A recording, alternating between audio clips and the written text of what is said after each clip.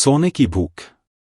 बहुत पुरानी बात है, दूर पहाड़ों के बीच स्वर्ण नगरी नाम का एक राज्य था। इसके राजा का नाम सुवर्ण कुमार था। राजा अपने नाम से प्रभावित था। उसे हमेशा अपने नाम को सार्थक करने की धुन सवार रहती। वो सोना जमा करने के पीछे पागल था। स्वर्ण नगरी एक संपूर्ण समृद्ध राज्य था। यहाँ गरीब से गरीब आदमी के पास भी पर्याप्त सोना था। इस नगरी में सब लोग बहुत समृद्ध थे। एक दिन की बात है, राजा का वजीर हीरामणि कहता है, महाराज, सुना है हमारे राज्य के पास के जंगलों में एक साधु का आगमन हुआ है। वह बहुत पहुंचा हुआ योगी है। वह पत्थर को भी सोने का बना देता है। ऐसा ज्ञान है उसके पास। अपने इस ज्ञान से उसने बहुत सारे भक्तों का भला किया है। क्या तुम अब बता रहे हो? क्षमा चाहता हूं महाराज, हमारा राज्य सबसे समृद्ध है, इसलिए मैंने जरूरी नहीं समझा। ये निर्णय लेना मेरा काम है, तुम्हारा नहीं। उस साधु को आदर सहित राजमहल में लाया जाए। साधु को पूरे सम्मान के साथ राजमहल में लाया जाता है। राजा उसको प्रणाम करता है और आसन ग्रहण करने का आग्रह करता है। हे राजन, मुझे यहाँ किस उद्देश्य से बुलाया गया है? महाराज, मैंने आपके बारे में बहुत सुना है। आप किसी भी चीज को सोने का बना देते हैं। मेरी प्रार्थना है कि मेरे राज्य को भी आप सोने का बना दें। राजन, तुम्हें क्या कमी है? जितना सोना तुम्हारे पास है उतना किसी भी राज्य में नहीं है। तुम्हें तो संतुष्ट होना चाहिए।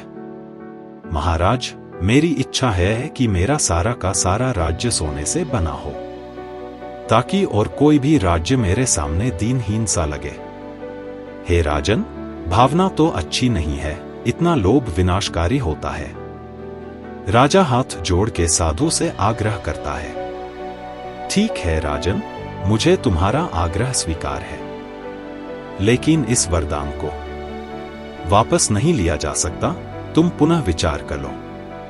नहीं महाराज, मुझे कुछ भी विचार नहीं करना है। आप बस वरदान दे।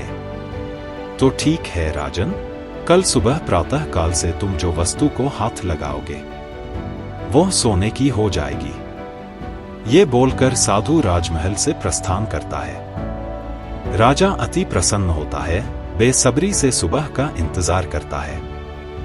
सुबह सवेरे राजा उठते ही जल का गिलास उठाता है। वरदान अनुसार सारा गिलास सोने का हो जाता है।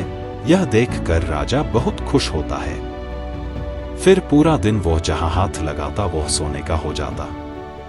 शाम तक महल पूरा सोने का बन जाता है। अब तो राजा की खुशी का कोई भी ठिकाना नहीं रहता। रात को राजा अपने शयन कक्ष में जाते ही उसकी बेटी वसुंधरा उसे प्रेम से आलिंगन करती है, पर राजा का हाथ लगते ही वह सोने की हो जाती है। यह देखकर राजा बहुत भयभीत हो जाता है। महल में शोर की वजह से उसकी पत्नी राजा का हाथ पकड़ती है और वह भी सोने की हो जाती है। अब राजा को अपनी फलती लालच का एहसास होता है।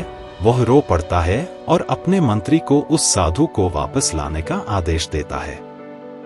आदेश अनुसार मंत्री साधु को राजमहल लाता है। राजा उसके पैरों में गिर के क्षमा मांगता है। महाराज, आपकी बात न मानकर मैंने बहुत भूल की है। मैं लालच के हाथों मजबूर हो गया, लेकिन अब मुझे समझ आ गया यह एक वरदान नहीं बल्कि एक श्राप है। आपसे आग्रह है कि मेरी पत्नी और बेटी को आप ठीक कर दें। चाहे मेरा सारा सोना ले लें, मुझे अब सोना नहीं चाहिए। राजन, मैंने पहले ही कहा था कि लालच बुरी बला है, और यह भी कि ये वरदान वापस नहीं हो सकता। लेकिन एक रास्ता है। तुम वचन लो कि मैं यह वरदान वापस करता हूं।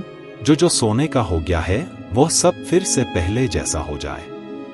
राजा वह सारे शब्द दोहराता है और सब कुछ ठीक हो जाता है, उसके बेटी और पत्नी भी। साधु राजा को आशीर्वाद देकर चला जाता है। अब मुझे ज्ञान मिला कि लालच कोई भी हो, अंत लालच का बुरा ही होता है। असली धन समेटने में नहीं बल्कि बांटने में है।